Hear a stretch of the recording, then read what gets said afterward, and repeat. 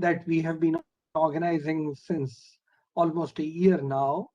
And we are taking the advantage of COVID and ensuring that the best minds come and talk to us. Jason, you will be impressed. We have had two Nobel laureates come and speak to us on this forum, and we have had professors from Harvard come and speak here. And so we have the best minds across the world talking to us. Even from our own country, lots of best minds on different contemporary issues have been speaking to us. So we are so happy that today you have joined us to chair your session. We have Dr. Arvind Virmani. Dr. Arvind Virmani is the chairman of the Foundation for Economic Growth and Welfare, a foundation which has been set up for policy-oriented research and research-based policy contemporary issues and looking to us Jalen 15 years ago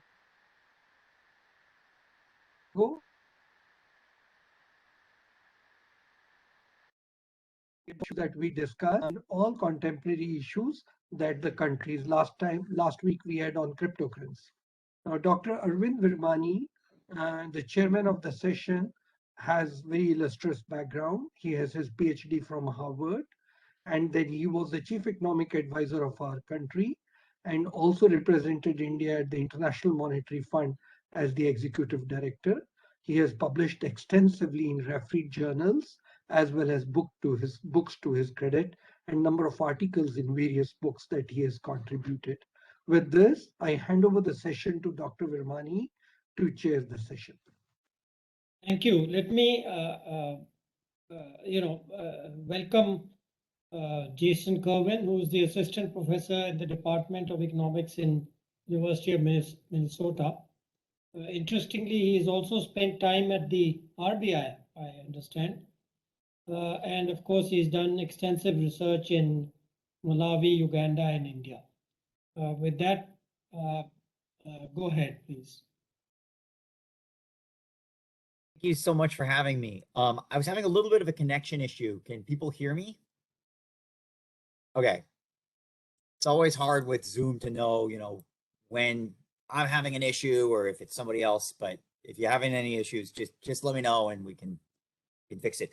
Okay, so I'm Jason Kerwin. As mentioned, I'm an assistant professor at the University of Minnesota, and this is co-authored work with my colleagues Laura Dirksen, who's at Toronto, Natalia Ordaz-Freynoso, who just recently finished her PhD here and now works at Facebook, is affiliated with Bocconi, and Olivier Sturck, who is at Oxford. And we just want to acknowledge funding here from several key sources, in particular, the National Institutes of Health. So the topic of this paper is appointments as commitment devices for health behaviors.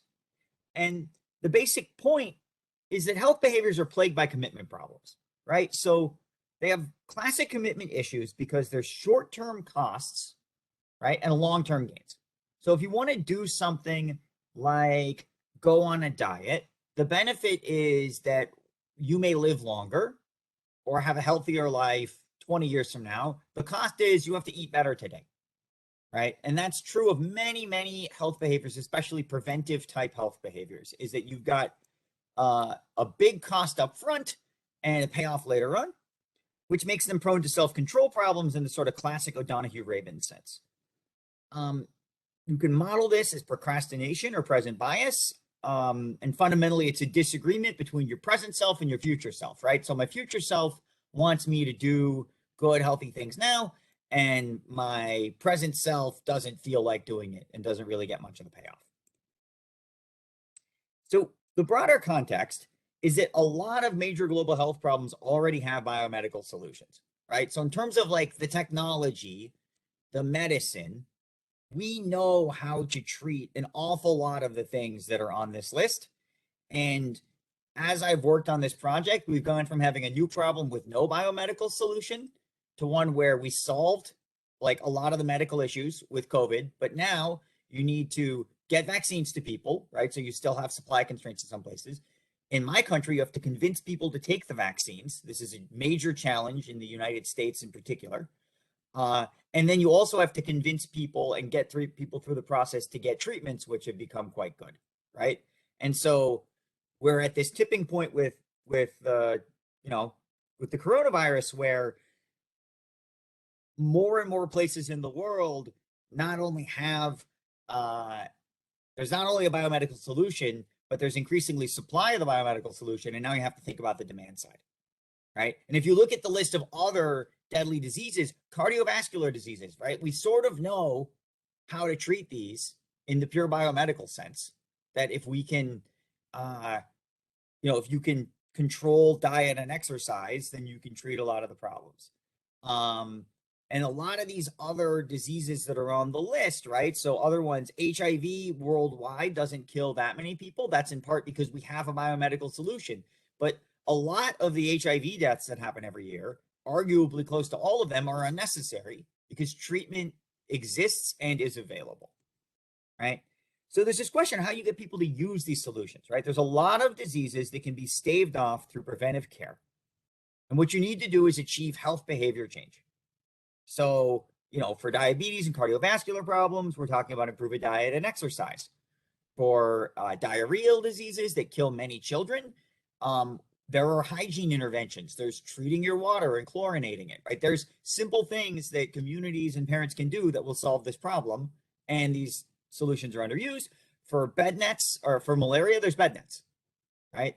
And the key problem is people put this stuff off and or simply forget about it, or they decide not to pay the short run cost of whatever the thing might be. So I might not be buying the bed net, but I know people, and I've come close to being this person myself, who they've got a bed net, but they're like, it's a kind of annoying, and I'm just gonna skip the bed net tonight while I'm sleeping. I don't really see any mosquitoes. And then, you get bit by mosquitoes. And I've never caught malaria, but I know people who have through that. So a common solution that people propose to these challenges is to use commitment devices. I'm going to abbreviate them CDs on the slides, but just, this is a commitment device. What does that mean? Well, people are going to put up some amount of money. You could think of it as collateral, and they're going to get the money back only if they follow through with whatever it is they're committing to do. A lot of times this is healthcare. It could be that you create a contract on stick.com to get yourself to go to the gym, right? So there's this website, I'm not even sure if it's functional anymore. A big problem with, we're going to talk about issues with commitment devices, but a big problem is that these things tend to not be very popular or exist extensively in markets. But you should be able to write a contract with a company who monitors, makes sure you go to the gym, and then penalizes you somehow if you don't follow through, right? Maybe they make a donation, you put up the money and they donate the money to a charity that you hate, or they set it on fire, right? Or they destroy something that you like. And so that's the notion of a commitment device. And most commonly, we're going to do these with money. You could construct them with other incentives as well.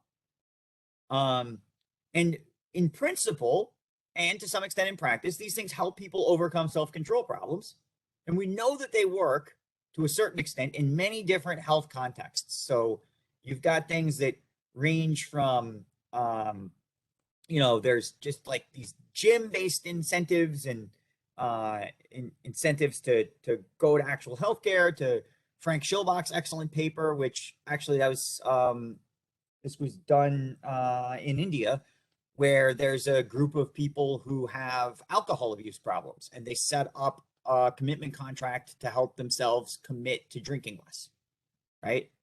And an appealing thing about these commitment devices is that the study might be somewhat paternalistic, but people are opting in to choose these things, right? So they themselves, to some extent, realize that they have a problem and want to control it. What we're going to look at in this paper is using appointments as commitment devices for healthcare. So we're going to try to answer how appointments affect preventive care and why. In particular, do they increase HIV testing rates? And we're going to have a direct contrast with traditional financial commitment devices. And I should say, I mentioned this before, but if you have questions, feel free to just chime in and ask them in the middle. That's how I'm used to giving talks. I can also take questions at the end. I'm happy to do that too. But if you have a question in the middle, go ahead and ask. And so then, partly via this comparison with financial commitment devices, we're going to be able to answer some questions about how appointments actually work and achieve gains. What do we already know about them? Well, in previous research, we see some evidence that appointments may work. And so, you know, if you do contrast with HIV tests and pregnancy, you find that those, you know, the ones that are for HIV testing, bringing more men into clinics than pregnancy ones. So there's not really a control group there. We know from other papers that financial commitments in general will improve health behaviors. There's a lot of backfiring though. And this is a theme in this literature, and it's going to be a theme in this talk. And the backfiring is reasonably straightforward, which is if you put down money as collateral to get yourself to do something like go to the gym more often, or make sure you show up for your doctor's appointment, or you know, eat fewer calories, and you fail to follow through and the commitment device works, you lose your money. That's basically by design. And the problem is what we see is an awful lot of people simply lose their money. And so the commitment devices have, in this paper in particular, this Bai et al. Paper, which is coming out in the Review of Economics and Statistics, they find that these devices are actually net negative for welfare. So offering a commitment device to people actually made them worse off because they didn't, while they foresaw, so this is like, I'm thinking about signing up for a commitment device to get myself to go to the doctor more often. And what I understand that I have trouble going to the doctor. What I fail to fully realize is that future Jason is lazy too. And so he doesn't follow through on this either, right? What else do we know about appointments? Well, we know that in a couple of settings, you can get people to take up interventions more, health interventions more by giving them appointments. This seems to work for flu. There's one other paper in a like lower stakes type setting where this works for HIV testing. We don't know whether in a situation where an awful lot of the men can expect to test positive for HIV, right? We don't know whether it's going to work where the stakes are actually high, right? So it's a lot easier to get people to go in and get a, you know, if I could probably get, you know, a lot of people to go in and get tested for a rare genetic disease. But if you subset to the people who are likely to have the disease, now we're talking about a much more fraught problem, right? That's a scary, difficult experience to go through if you're very likely to have something like Huntington's. Whereas for me, since I have no family history of these diseases, getting genetic testing done like before we had our children, that actually was very low stakes. It was not a scary thing to do. The other thing that we don't know from the previous literature is why appointments work. And that's one of the contributions this paper is going to make, right? So we show that offering appointments to people for HIV tests increases HIV testing. It more than doubles it. So it's actually more than the 150% increase in the testing rate. It's nearly twice as effective as a basic financial commitment device is. And appointments appear to substitute for commitment devices, right? So the same set of men in the study benefit from both, but the effects are bigger for the appointments, and there's fewer drawbacks. And the key drawback, again, is that with the financial commitment devices, that people sign up for them, stake their money on following through on something, don't follow through, and simply lose their money. And we find evidence of two key mechanisms here. So one is that appointments are social commitment devices. They substitute for financial commitment devices, and they create this expectation that you're going to show up at the clinic at a specific time because someone's waiting for you.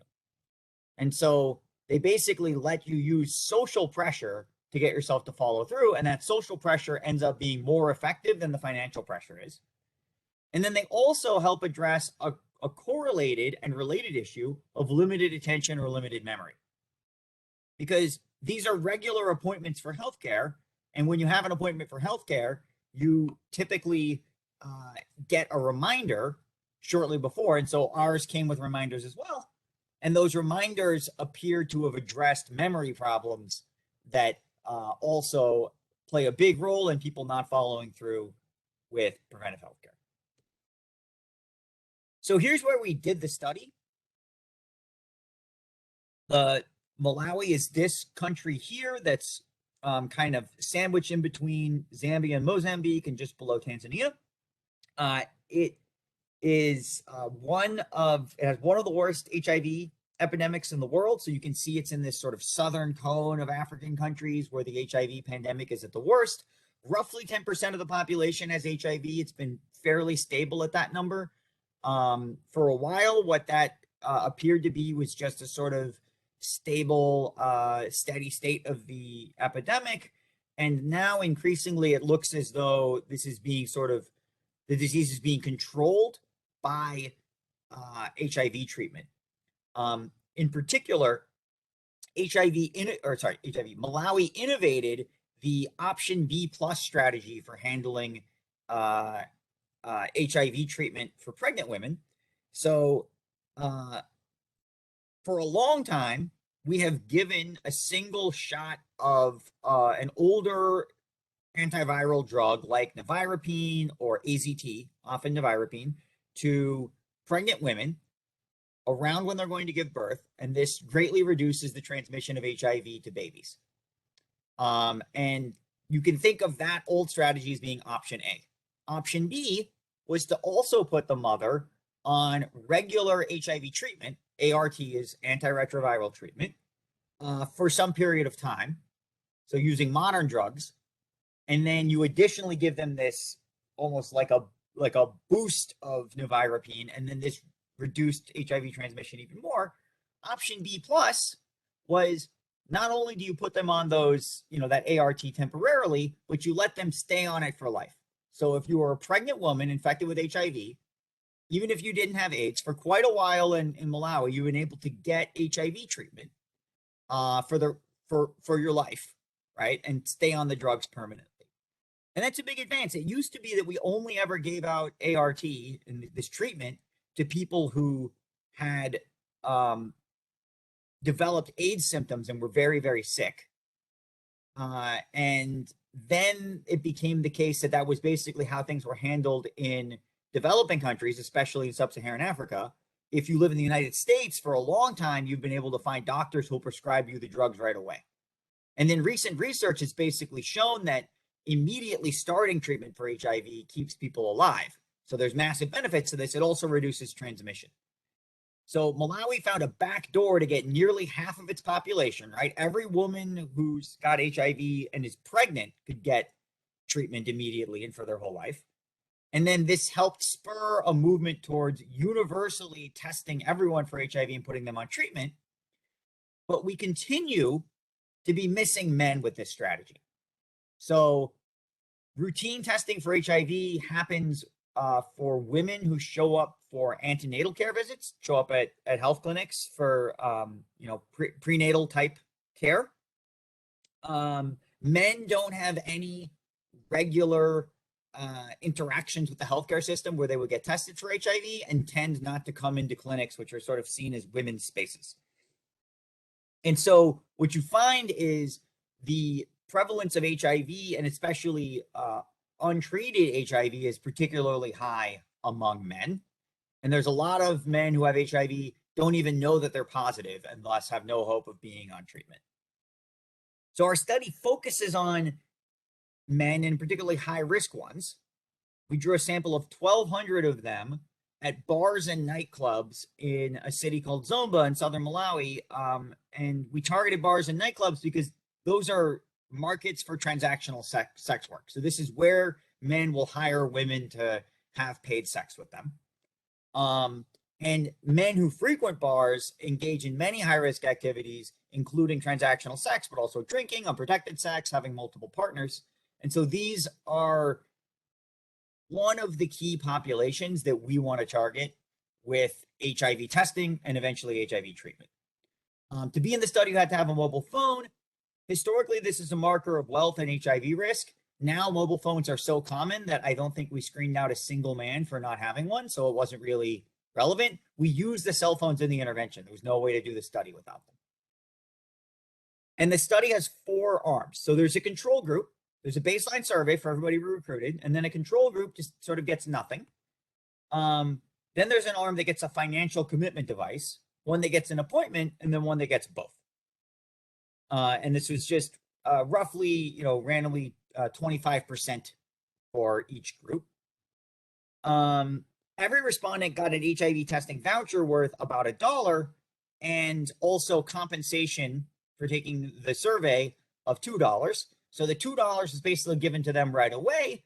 And then the voucher was redeemable. If you went to an HIV testing clinic, you would get your $1. You didn't actually have to follow through with the test. And some men will just cash in the vouchers and not get the test, but you did have to go to the clinic to get it. So that voucher goes to all the groups. It is not the financial commitment device, and even the control group got the voucher.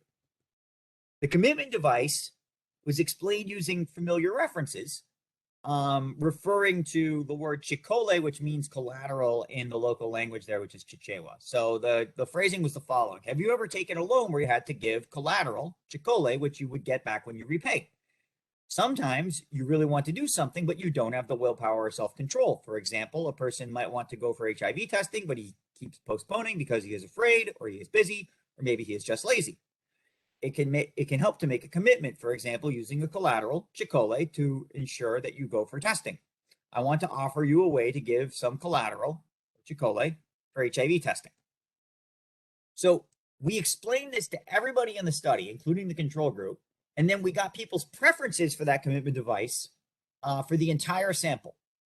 We basically asked everyone in the study if they would want to give up their $2 payment right now for an additional $2 increase in the testing voucher. So this is staking the $2 that, they sort of were going to get $1 for going to the clinic. Now this is staking $2 more on showing up, right? There's no direct financial benefit from this, right? So they're actually giving up having cash earlier, which you would normally expect people to want to do to get the money earlier, but they're trying to use it to get themselves to show up. And then the way that it worked was the following, and this is a quote from the survey.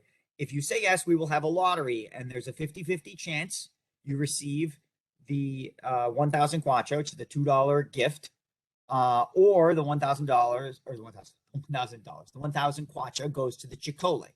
If you say no, you will just get the 1,000 kwacha gift now. And so they would pick, and then we'd ask if they were sure about their answer. And what we find is 51% of men in the study wanted the commitment device. And then then out of that 51%, people were sort of randomly assigned to either actually get it or not.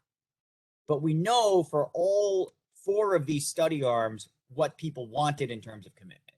And that's very useful because then we can do an analysis of the people who got the appointments by their demand to have a financial commitment device. The appointment intervention worked differently. Only people who were assigned to, randomly assigned to receive an appointment were told about the appointments, and only for that group did we get their preferences. And so what we asked is, are you interested in an appointment for HIV testing? And then the respondent chose the date, time, and location of the appointment. So they were pretty free in choosing an appointment, but it worked like picking an appointment for going to the dentist in the United States. This is actually a question I'm going to come back to, but when you go into the doctor, how often do you have an appointment for that versus just walking in India? Generally, we would have an effort. And so that when you sign up for that appointment, you're going to have a certain amount of freedom, but of course the provider has to be available, right? So if it's for a specific doctor, you have to fit into their calendar. If it's for someone in the clinic, you just need to find a gap in the clinic schedule. And that's exactly how these worked as well. There was a certain amount of capacity at any given time. And so people were picking their appointments with the constraint that it fit into a schedule somehow. And Sharon, I think you've cut out. I don't know if other people still have me, but Okay, great. So, and remember that everybody got that voucher. The voucher was not restricted. Oh, go ahead.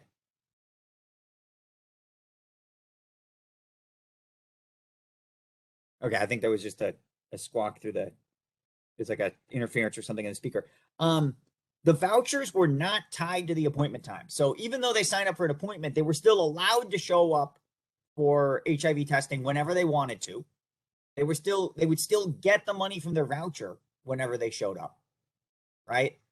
This appointment was just basically giving them a specific day and time to show up. And then also it came for this reminder. And the appointments are actually even more popular than the commitment devices. So again, we only have these preferences for people who actually got one, but the people in the appointments arms, you know, almost 2/3 of them sign up for an appointment. So the empirical strategy here is fairly straightforward. We do a linear OLS regression of the outcome on the treatment indicators and controls. I'm also going to show you the results in graphs. I can also just present the raw averages across the study arms. None of this matters particularly for the results. So we do have a set of controls. We tried this 2 different ways. We had a pre-specified set of controls and an analysis plan we wrote before we got the data. We also used the Chernozhukov et al. Double machine learning method to pick the controls. And the results don't really depend on which approach we use. The TI here is an indicator for getting tested. CD is an indicator for the commitment device. And then AI is indicator for being in the appointments arm. And then there's the product of those, which is the people who are assigned to both. So this is giving the additional effect of being in both arms. We do inference using basic standard errors, and then we show that our results are robust to randomization inference. And all of the findings I'm going to talk about today are also robust to correcting for multiple testing. So these are the main results. What we find is that each of these interventions, commitment devices and appointments, increase HIV testing, but appointments work much better. So let me go through these results sort of, you know, study arm by study arm. So let's start with the control group. 10.5% of the control group went and got an HIV test, right? And then what you can see here is this is the commitment device arm. 18.6% of them got an HIV test. And so the increase, you know, doesn't quite add up because of rounding, but it's an 8.2 percentage point increase in HIV testing. The bars, the whisker things here, those are showing the confidence interval for the treatment effect. And so the fact that this doesn't overlap the line for the control group tells you that's a statistically significant increase. And it's, you know, that's significant. This is at the 5% level. It's significant at the 1% level too. And then here we have the appointments treatment, and you can see that increases HIV testing by twice as much. So the rate in the appointments arm is 26.3%. That's a almost 16 percentage point increase relative to the control group, which, as I referenced before, more than doubles it. It's actually more than a 150% increase in the HIV testing rate in the arm that had the appointments. And then, and this is going to be something we come back to, right? Oh. Is there a question?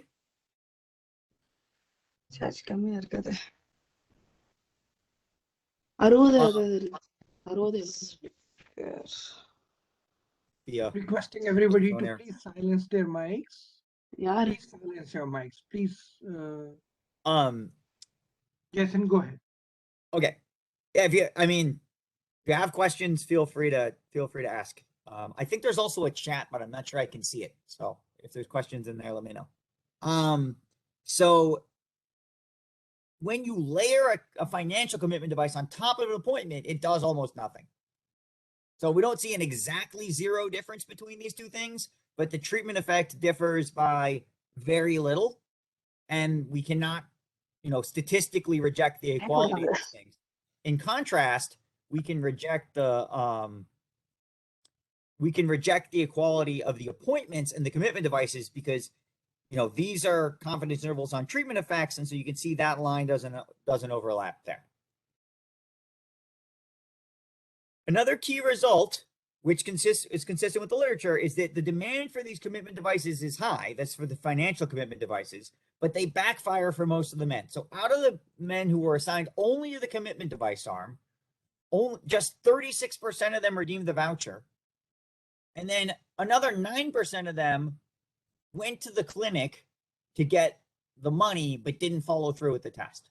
This is the highest rate of sort of non-follow through with testing across all the study arms. When I'm showing you the treatment effects here, this is treatment effects on actual HIV testing. These here, oh, sorry, this is like in front of my screen now. Oops. Sorry, I got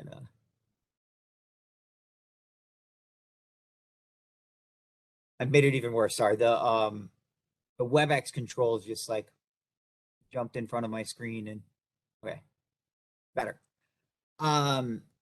Perfect. So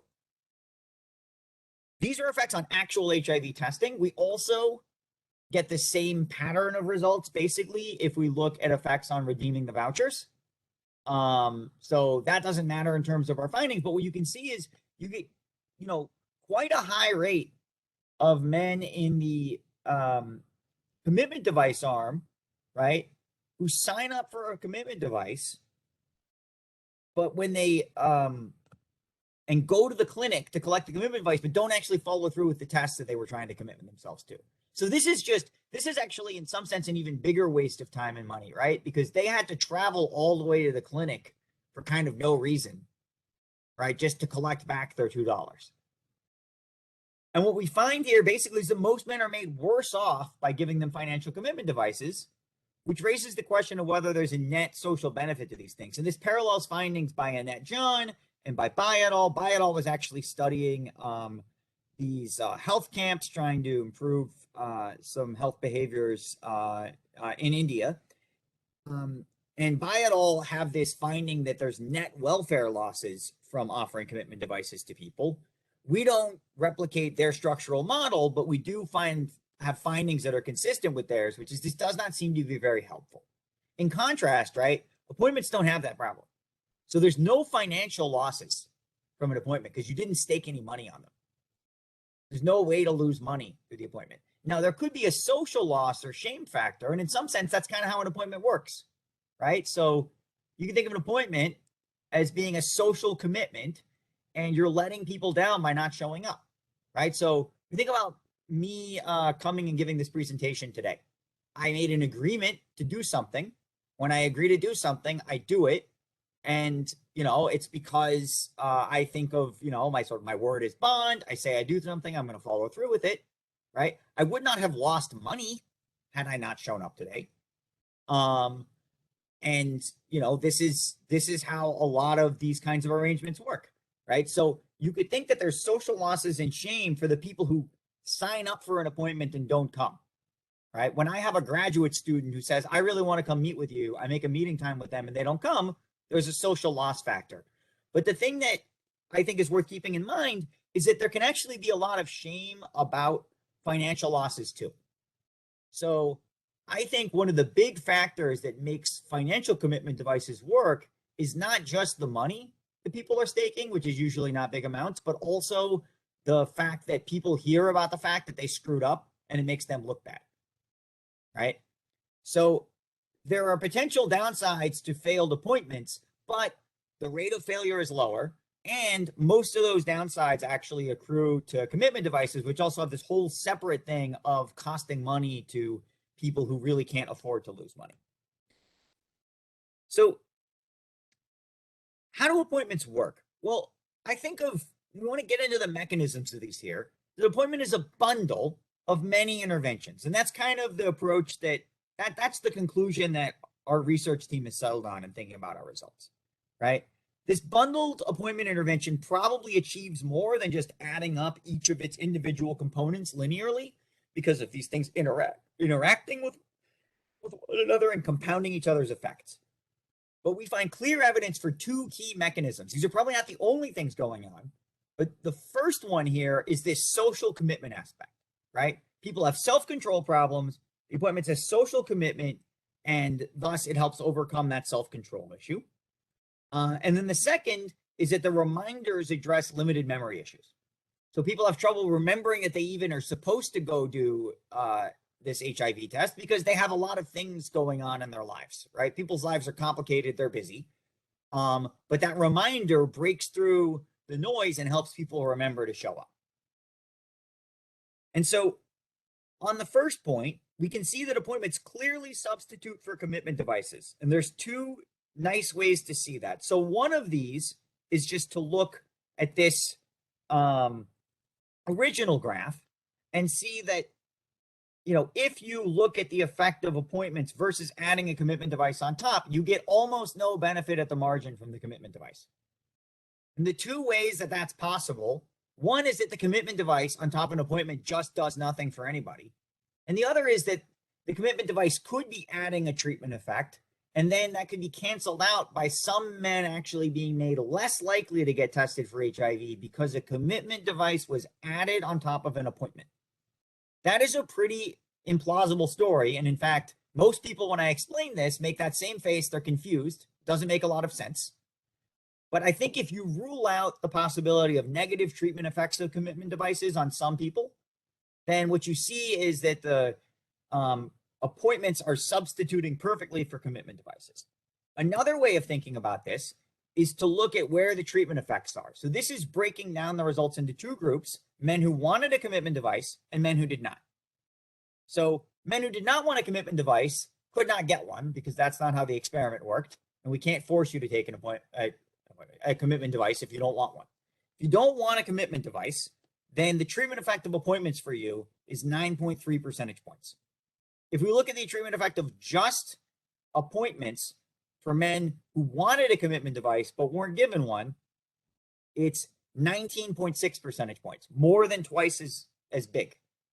So this implies, look, there is some benefit of an appointment for somebody who doesn't think that they have self-control problems. They're seeing other payoffs there.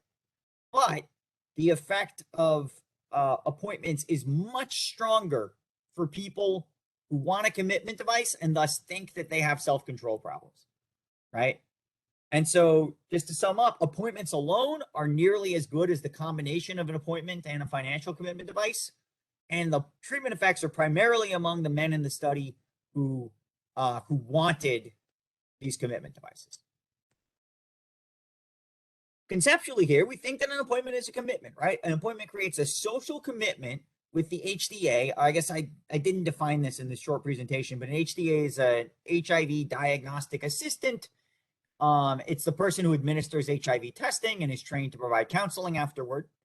And just in the same way as in Ann Caring's paper about, sending signals about your vaccination status, this creates social pressure to follow through with healthcare.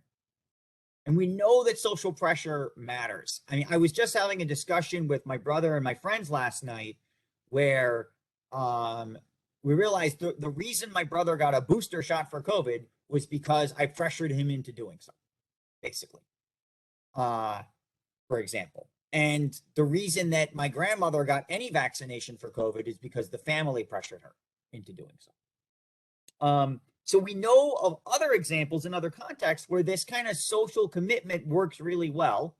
And one of the sort of, tentative follow-on consequences of this study, right, the implications that go beyond what we directly find is that these social commitments really look like they're working better than financial ones, right? They really seem like they have bigger effects than financial commitments.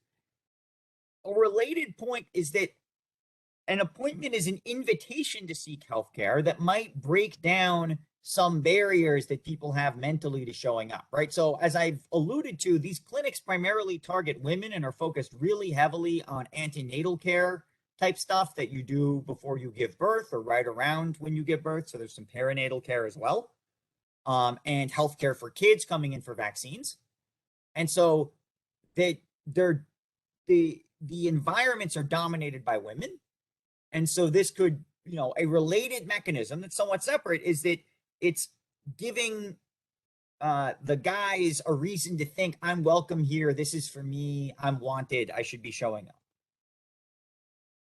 A separate point is that these appointments appear to address issues of limited memory, right? So one thing that we see clearly in the data, this is a histogram of days in the study and the number of HIV tests we see. Everybody kind of entered the study at about the same time, but this graph looks almost identical if I plot it from like days since the individual man was recruited in. And what you see here is we get more testing later. So those are the gray bars in the appointments arm than in the control group, which are the red bars. I really should switch this color scheme because red feels like a treatment to me. Anyway, so you can see the gray bars extend much later. This graph actually excludes people who came in on the day of their appointment. And so even if you leave out the men who came in on the appointment date thinking, oh, they scheduled it later and then they show up on the day or whatever, you still find that people are showing up later. And that to me strongly suggests that the control group is simply forgetting about the HIV testing thing by this point. And the treatment group is continuing to remember, oh, hey, there's this testing thing that I should do. And so that difference is statistically significant, and the average difference is 15 days.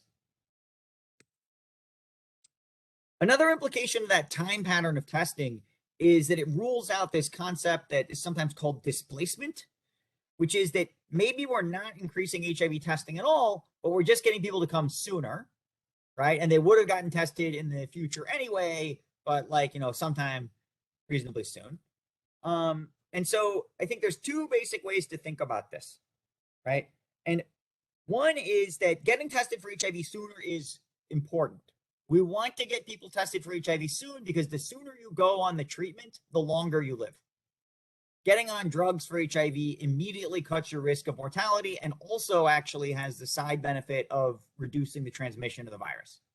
So we don't want people to wait around to get tested later on. But second, the data suggests we're not seeing a whole lot of displacement from other clinics or from later time periods. So the first point is the clinics. Our study included every local clinic where you can get an HIV test. We asked people before we recruited them, we asked them where they wanted to get an HIV test. And then our sort of pre-specified analysis plan, we said, look, we're not going to, even though we have all the clinics that are nearby, we're not going to include any men in the study who say they'd prefer to get tested somewhere else because they might not be from the local area. We're just going to leave them out. And so the chance of switching clinics is low. Also, all the study arms, including the control arms, had the same financial incentive to go and visit the study clinic, right? They all got that same voucher. And then the shifts in timing here seem implausible because in the non-appointment arms, you just get this total collapse of HIV testing, right? You have one outlier here in the control group. Otherwise, HIV testing was done by like August 5th. And in the treatment arm, it goes on through, this is actually October over here. Another piece of evidence we can look at is what fraction of people in the arm that has an appointment got tested on the appointment day, and if they didn't, then what day did they get tested on? And so what you can see is there is a big spike in testing on the appointment day. And that suggests to us that there's something special about the appointment. Remember, the reminder comes a couple days before, but other than being reminded to show up, right? People don't have any requirement to come in on their appointment day. So there's something in people's minds that's special about the appointment. And, maybe that's obvious, right? If I say I'm going to do something at a certain time, I do it, right? But this is just highlighting the fact that, yes, for the guys in this study, there's definitely something that's tremendously special about getting tested on the appointment day. At the same time, you can see a substantial spread of HIV testing both before and after the day of the appointment. And so both is actually going on. So, other mechanisms. The spike on the date is consistent, as I said, with a social commitment, right? There's something special about coming in at the time of your appointment, and it's probably that you don't want to let down the people who are waiting around for you for your appointment.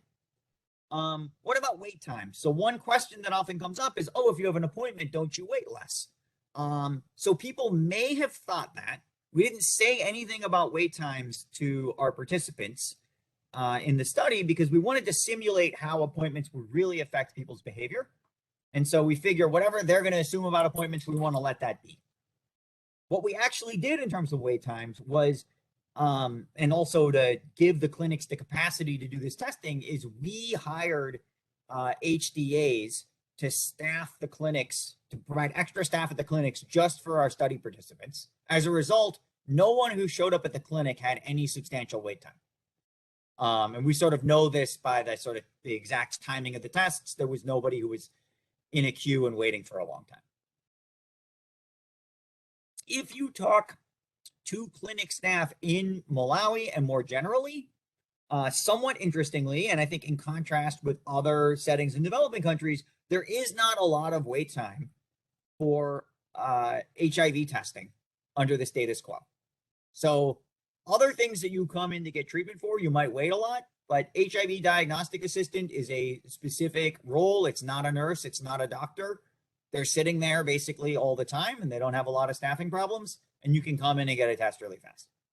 And so we don't think that wait time is a key mechanism here. And a lot of what sheds light on that is these sort of in-depth interviews that we did with staff at all the clinics in our study and also a sort of representative sample of ones elsewhere in the country.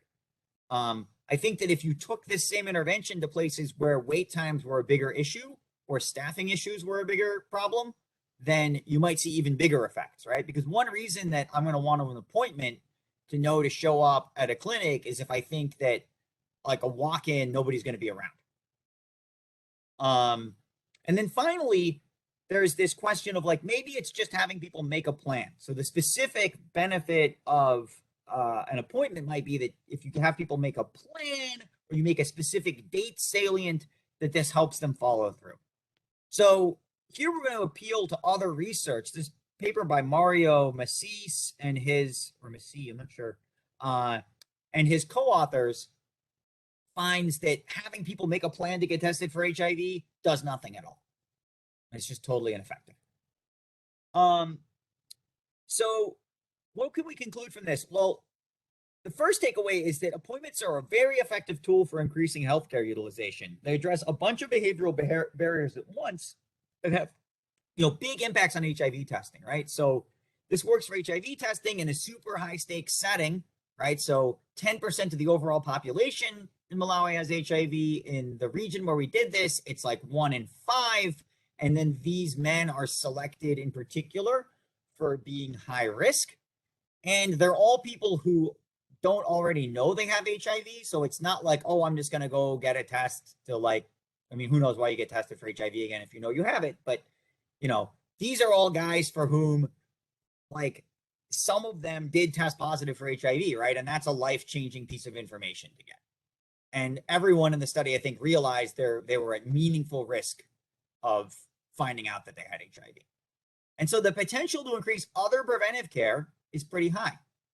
And in particular, this works for issues where people have commitment problems. It works better than a commitment device, but it's more feasible to implement, right? So in most countries, existing technology would allow appointments to be implemented already. And in some cases, appointments are already common and all you have to do is sort of extend their use, right? You don't have to give money out to people and use it to provide stakes. You don't have to have patients come in with their own money. You don't have to have patients potentially lose money. And you don't have to have the separate financial regulation that might happen around a commitment device, right? So I think if clinics began actually doing financial commitment devices, they would run into a bunch of problems.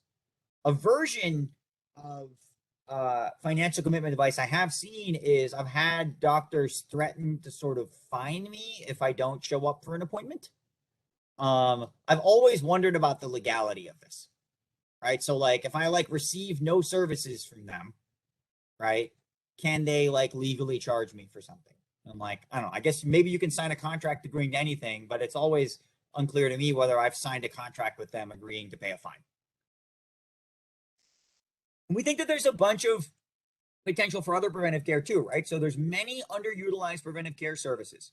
There's prostate exams, skin cancer checks, well child visits, and these appointments work even for emotionally difficult and high stakes problems, right? So you could maybe generalize that, beyond just healthcare, more than just not wanting to go to the doctor. People often simply forget about stuff. Maybe you could auto schedule the next appointment for things you need to do regularly. So in the United States, every time you go to the dentist, they sort of rebook you for your next visit 6 months later. For whatever reason, this does not happen with my doctor. It kind of happens with my kid's pediatrician, right? But if you want people to come into the doctor regularly, maybe you should just kind of auto book them. And maybe you should have other automatic reminders. And I think the key problem with reminders is that they need to be targeted well. And we need to think hard about the general noise of digital life. So right now, my phone provides me with lots of notifications and reminders. And maybe the thing that would help the most is actually to have someone or some easy way of reducing those. Maybe there needs to be regulation controlling how much like social media sites can try to, addict their users by constantly reminding them to log in. And then that would have the benefit of clearing out some of that noise so that then a signal that's important can get through. And here's some key open questions, right? So one is, what other mechanisms could be behind the effectiveness of appointments, right? So do you feel like appointments personally work on you? I'm curious. And if you think that they work, why do you feel like they're an effective way of getting you to follow through with something like healthcare? And then also, we have data now that we've collected ourselves on the general use of appointments in Malawi, but I don't know what else is known about their use in other developing countries, or whether there's any data on that, again, outside of Malawi, which, we sort of hand collected ourselves. And then what about other domains where appointments might work? So are there other like topics or areas, besides healthcare or other specific health behaviors where we think appointments might be particularly effective?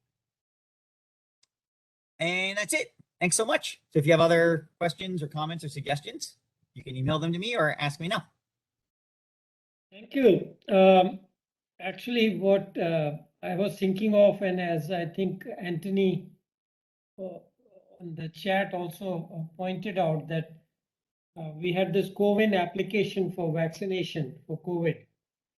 And it reminds me of what happened to me.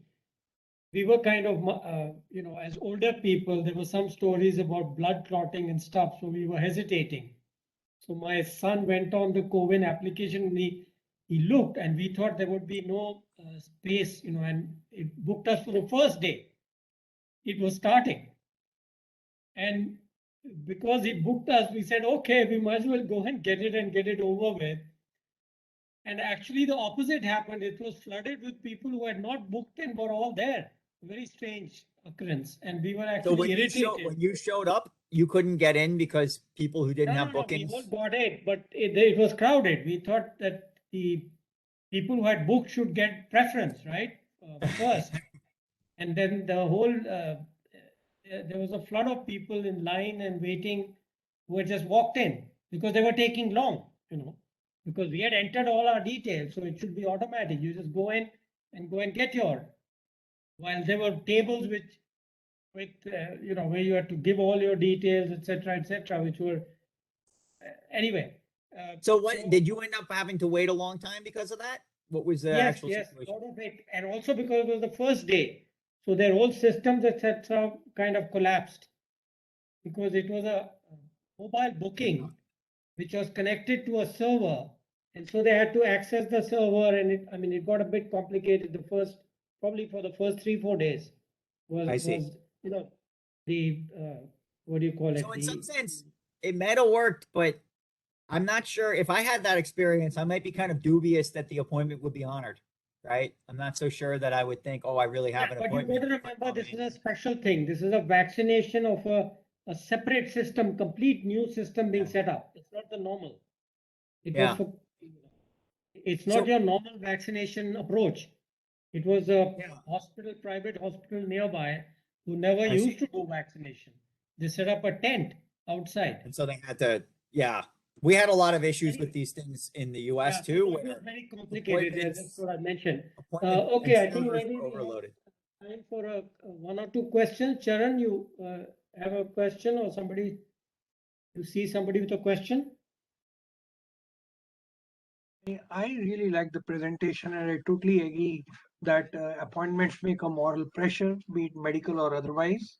So I was very convinced of your, and I think the application of your research for medical studies is very important.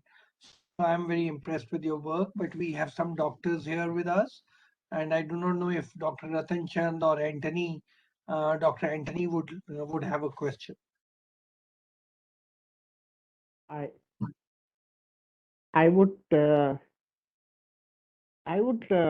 say it's a comment. It's more not a question per se, but I would say in all public health facilities in India are overcrowded, and the very fact they come early in the morning and stand in a queue to get a token for each section itself an appointment at short notice, and they patiently or at times become restless to get their turn, and work pressure is so much on each consultant to finish the patient seeing.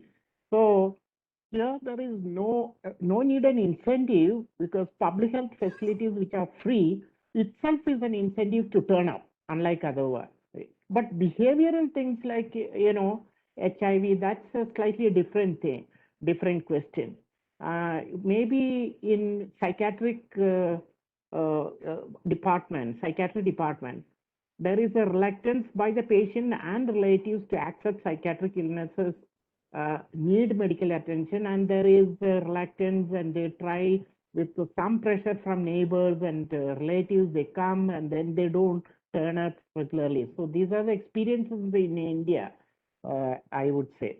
Thank you. Thank you. One more question, if there's anybody else, or comment, whatever. I would imagine, Jason, that other than HIV, which you mentioned, which is of course an extreme disease and one has to worry, there would be application in other cases also, which may not be similarly extreme, but necessary for childcare or for in our country we have been suffering, our children have been suffering from malnutrition or and maybe the application of appointments can be done for childcare. And as you mentioned in the closing segment of your study, maybe appointments for the for for children's vaccination, there are appointments, but we could also think in terms of uh, other ailments which a young child could probably be prone to, and therefore mother and child appointments can be done in our child in healthcare centers. So that preempts many other issues that could come up. So I think we need to really think deeper on how appointments are better than financial commitments or other commitment devices. But appointments sort of prompt you, and as you said, there could be a social pressure to meet and to go and do the appointment.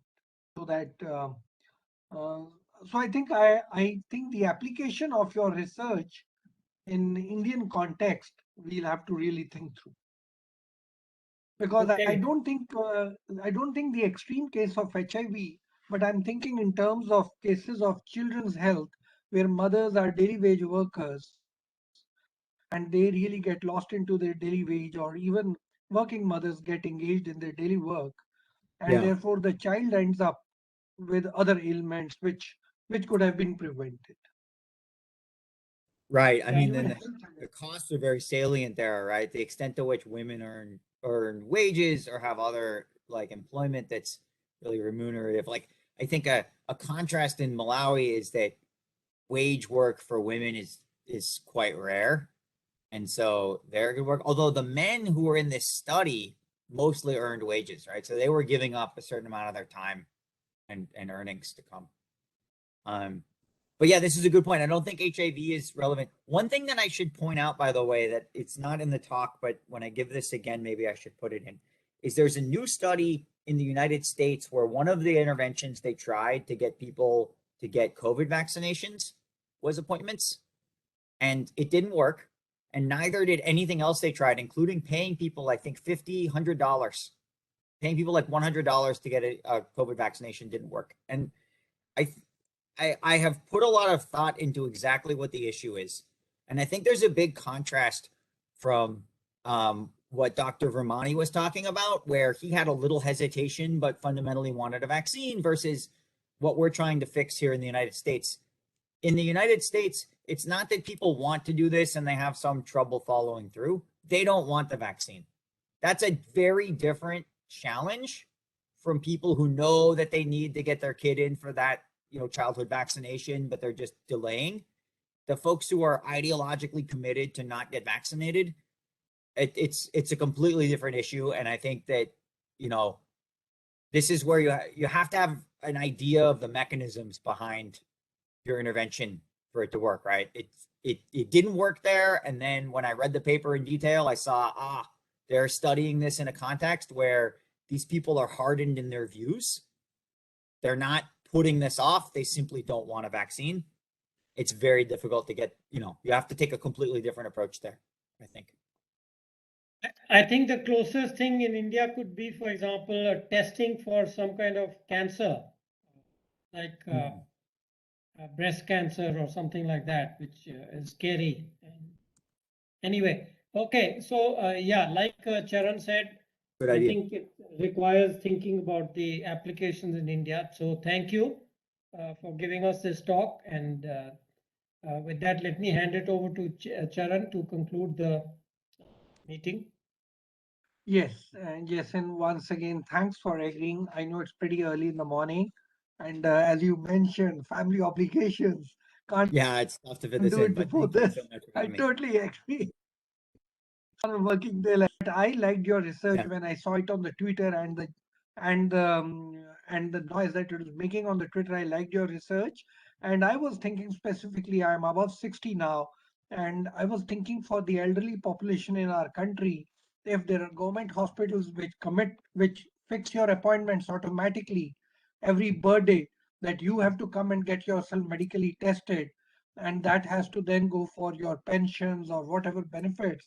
Those appointments would prompt an elderly person who gets engaged either in his work or with his grandchildren or whatever. And then the family also knows there's an appointment for his medical checkup and there's a pressure that it should be done. Otherwise, the elderly people tend to get ignored in family budgets, especially in times when other crises take over, like COVID. So, when I read your research, I thought this is very useful for us. And while you have worked through your paper, I think we'll have to think through this research. And I think it has wider implications for any country and for different segments of the society.